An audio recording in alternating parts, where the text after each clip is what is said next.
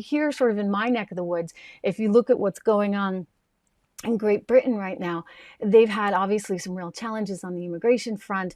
There was a situation with the Taylor Swift birthday party recently, and as a result of that tragedy, there are riots breaking out in the UK, considerable riots. And so what is the answer to this? Somehow the answer is not to share any of the video of the riots and to actually just sort of shut it down. In fact, Sky News in the UK is telling people don't share these videos because if you share them, you will be prosecuted. I mean, think about that. They have a totally different standard. They don't have the First Amendment like we do. But I think this is pretty darn alarming, and I want to share this clip with you. This is from Sky News. Watch.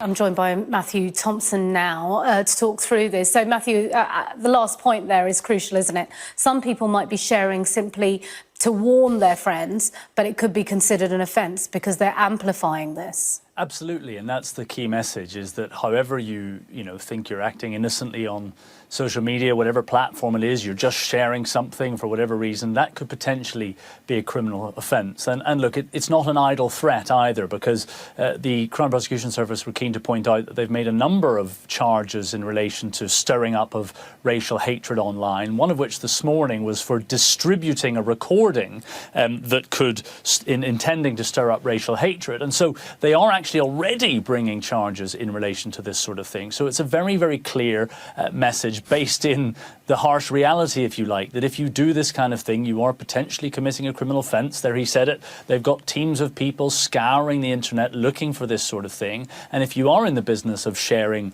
or retweeting, whatever platform it might be, potentially criminal material, well, then you could find yourself prosecuted.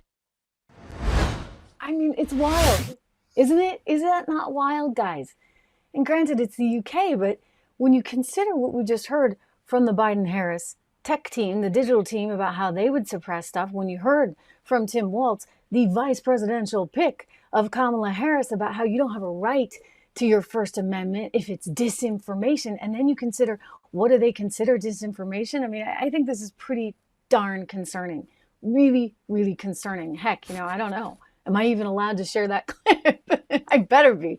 All the more reason for you to like, subscribe, share, do all that good stuff. Make a comment. Every little bit helps right now. Every little bit helps. I think we got to worry about just exactly what our rights are in terms of the First Amendment. And I see this escalating in the near future considerably.